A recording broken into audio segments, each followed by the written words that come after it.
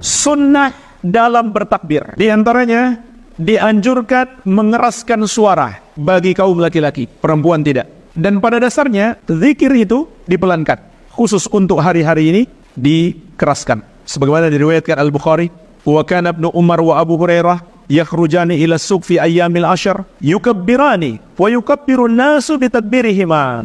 Ibnu Umar dan Abu Hurairah keluar menuju pasar di hari-hari 10 pertama bulan Dzulhijjah ini. Mereka berdua bertakbir dan manusia pun bertakbir seperti takbir mereka berdua. Sampai-sampai disebutkan dalam riwayat yang lain, pasar itu seperti bergetar dengan adanya takbir kaum muslimin di 10 hari pertama di bulan Dzulhijjah ini. Sunnah yang lain yang harus diperhatikan dalam bertakbir adalah takbir itu terbagi dua, takbir mutlak dan takbir muqayyad. Ini dalam Idul Adha. Adapun Idul Fitri hanya ada takbir mutlak, tidak ada takbir muqayyad. Apa itu takbir mutlak? Takbir yang dibaca kapan saja tanpa terkait dengan waktu sholat. Kapan saja, di mana saja, di pasar, di rumah, di kendaraan, di masjid, dan lain-lain.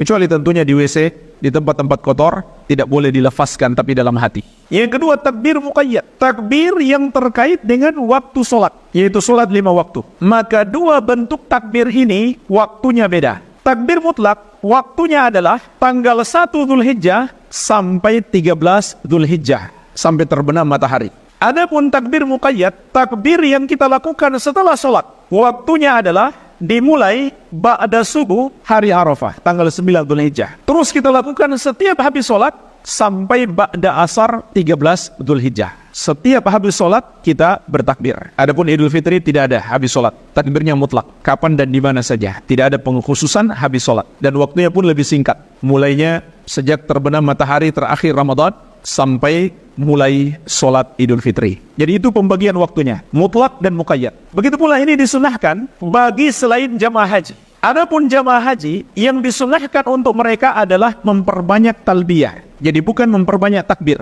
tapi talbiyah. Labbaik Allahumma labbaik, labbaik la syarika laka labbaik, innal hamda wa ni'mata laka wal mulk la syarika lak. Nanti masuk tanggal 10 Dzulhijjah, ketika melempar jamrah Aqabah, barulah mereka dianjurkan memperbanyak takbir. Adapun sebelum itu, mereka memperbanyak talbiyah. Tapi boleh mereka padukan dengan takbir, namun talbiyah lebih banyak. Kata Syekh Ibnu Baz rahimahullah, ketentuan pembagian takbir mutlak dan muqayyad ini berdasarkan ijma' sahabat. Ini disepakati oleh para sahabat radhiyallahu taala anhum ajmain. Kemudian jemaah sekalian, di sini ada beberapa kesalahan yang perlu kita ingatkan. Termasuk mengada-ada dalam agama, tidak dicontohkan oleh Nabi SAW bertakbir secara berjamaah. Misalkan dipimpin oleh seorang, lalu diikuti oleh jamaah, atau dengan membentuk sebuah kor, satu suara. Maka ini tidak dicontohkan oleh Rasulullah SAW. Begitu pula termasuk kemungkaran bertakbir sambil konvoi di jalanan. Ini tidak ada contoh dari Nabi SAW dan juga sangat mengganggu orang, bikin macet jalan. Ini dosa besar dengan sengaja membuat macet jalan dengan melakukan amalan yang tidak disyariatkan. Dan yang paling parah adalah bertakbir dengan nyanyian dan alat-alat musik. Bahkan sebagian ulama menyebutkan ini termasuk kekafiran. Tentu orang yang melakukannya karena dia bodoh, dia jahil, mendapatkan uzur. Kita tidak kafirkan. Tapi perbuatannya ini sampai tingkat kekafiran. Kenapa? Karena ini termasuk penghinaan. Karena nyanyian dan musik hukumnya haram. Bagaimana mungkin seseorang bertakbir mengagungkan Allah sambil berbuat maksiat?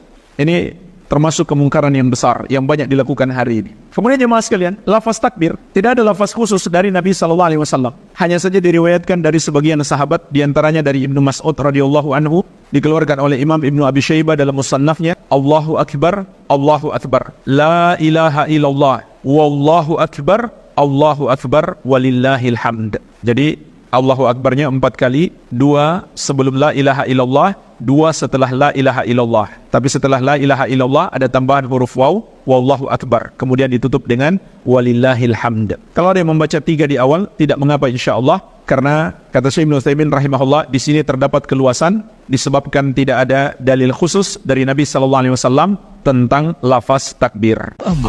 Pelopor bagian sunnah Asia Tenggara.